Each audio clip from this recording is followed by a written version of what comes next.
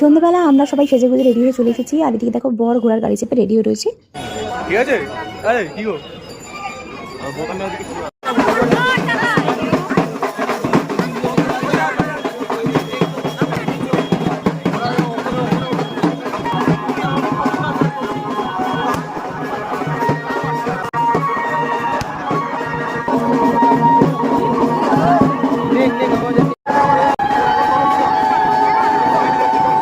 বরের এন্ট্রি তো হয়ে গেল, আর এইদিকে দেখো কনি, ওকেও খুব সুন্দর লাগছিল।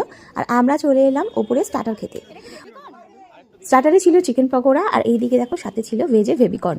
বিয়ে বাড়িতে ঢুকে কাউকে খুঁজে না পেয়ে আমি একা একাই স্টার্টার খেতে স্টার্ট করলাম। তারপরে নিচে গিয়ে দেখলাম যে এদিকে বর রেডি হচ্ছে বিয়ে করার জন্য।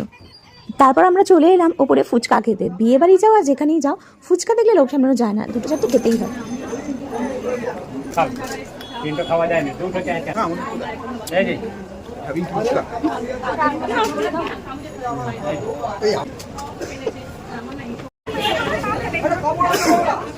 এটা আমাদের জিত বর।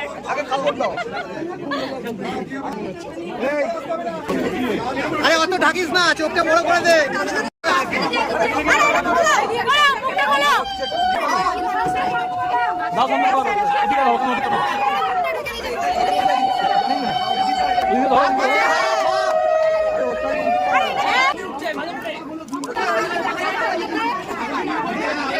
তাকিয়ে চোখটা বড় বড় করে তাকিয়ে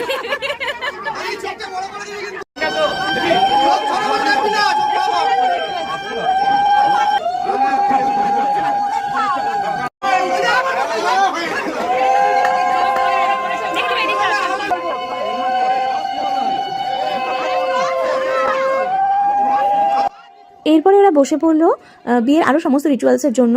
তো একে একে সমস্ত হতে থাকলো, বাট আমি অপেক্ষা করেছিলাম সিঁদুর দানের জন্য। প্রত্যেকটা বিয়ে বাড়িতে গিয়েই আমি এই মুহূর্তটাকে মিস করি না, কারণ আমার মনে হয় প্রত্যেকটা মেয়ের জীবনে এই সিঁদুর দানের সময়টা একটা বিশাল মুহূর্ত, আর আমি দেখতে খুব ভালোবাসি।